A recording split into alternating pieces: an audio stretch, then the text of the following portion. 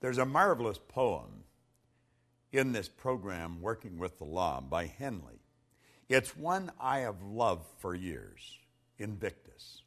Listen carefully, then read it over and listen to it over and over.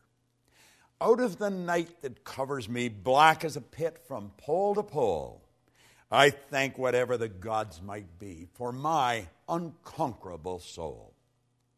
In the fell clutch of circumstance, I have not winced nor cried aloud.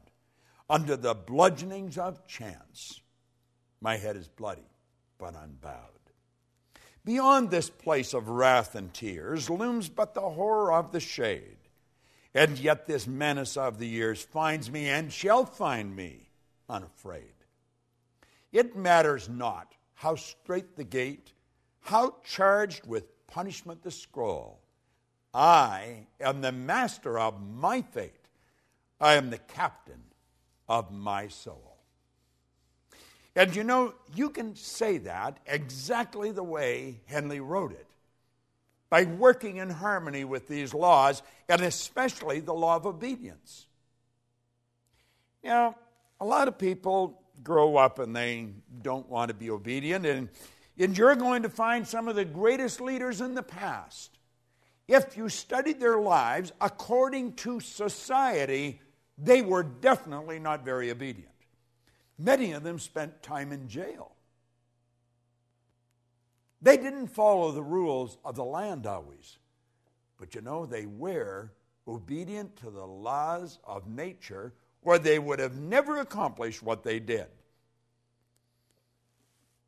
Halliwell said that you should be a builder, and to him is given all the materials out of which to construct the kind of life you desire to live.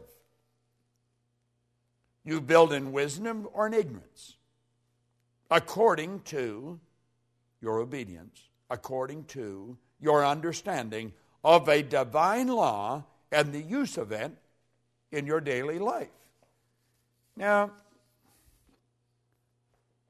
you know, being obedient is not always an easy thing to do, but it's always rewarding. I'm not talking about you being subservient to some person that really doesn't understand what's going on in this universe. Let me go back and share with you again what I just read. He said here that you should be a builder, and you've been given all the materials out of which to construct the kind of life that you desire to live. Now, you're going to use these tools. You're going to build in wisdom or in ignorance, according to your obedience to, according to your understanding of divine law and the use of it in your daily life. If you don't understand the laws, you're never going to be obedient to them. You're going to violate them at every turn in the road. Why? Because we have been programmed to. We've been programmed to be good little go-getters, and yet the law says, give and you'll receive. We've been programmed not to live in harmony with the law of sacrifice. Don't let go of it. Keep what you've got and get more. That violates the law. Listen to something else that he wrote here. The word obey means to submit to rule or to comply with orders or instructions. Obedience, then, is the governor of all movement, whether it be mechanical, literal, or spiritual. A giant machine without its governor would tear itself apart, would be utterly destroyed because it failed to obey its own laws of momentum and gravity. An intellectual giant who fails to comply with the laws of learning will become as an idiot. A student failing to comply with or to obey the instructions of Spirit, the law of God, will reverse the good and create evil. We are dependent entirely on obedience for our success or failure in this life. Now, business is founded on obedience, and as each member obeys the laws of commerce, they're going to succeed. You see, as we study these laws, we have to understand that we've got to become obedient to them. Now, I don't know about you, but I spent, years, as I think I've mentioned in this series, in the Navy. I wasn't particularly fond of being obedient to the orders that they dished out. First of all, some of the things they were telling me we had to do really didn't make a whole lot of sense, even to a thinking person.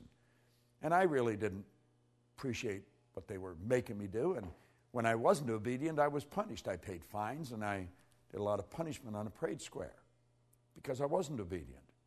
See, I am not obedient to a lot of the things that society dictates, because I think a lot of people are moving in the wrong direction. But as you start to study the law, you've got to bring discipline, as we just said in the last lesson, into your life.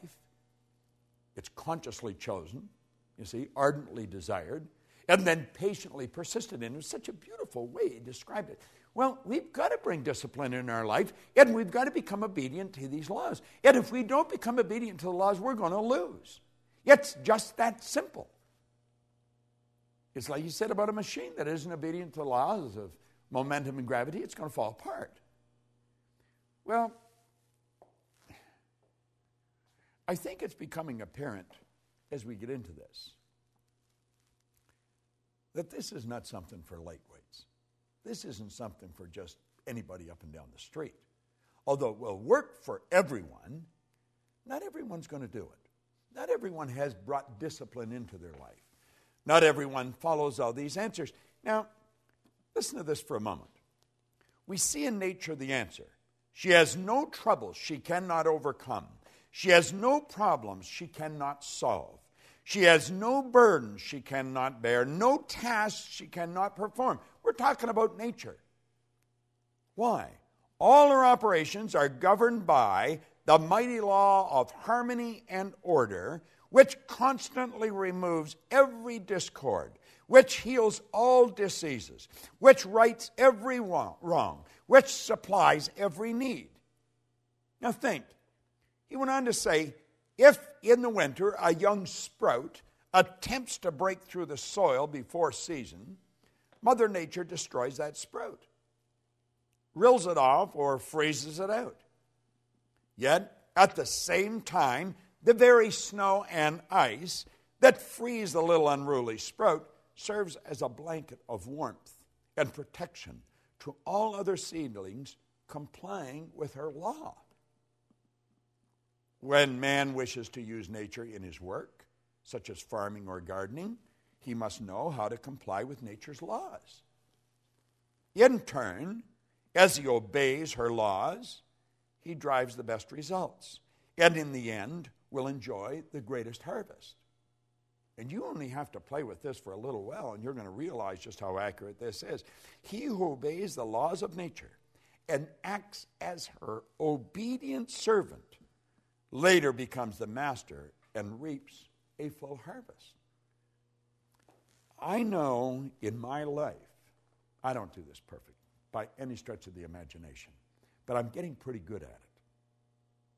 And I'm a lot better at it than I used to be. And you see where it really starts, it starts with understanding these laws. Now, the more you listen to these videos, and keep in mind the videos are just really an overview. It's just to really give you a picture of where you're going with this.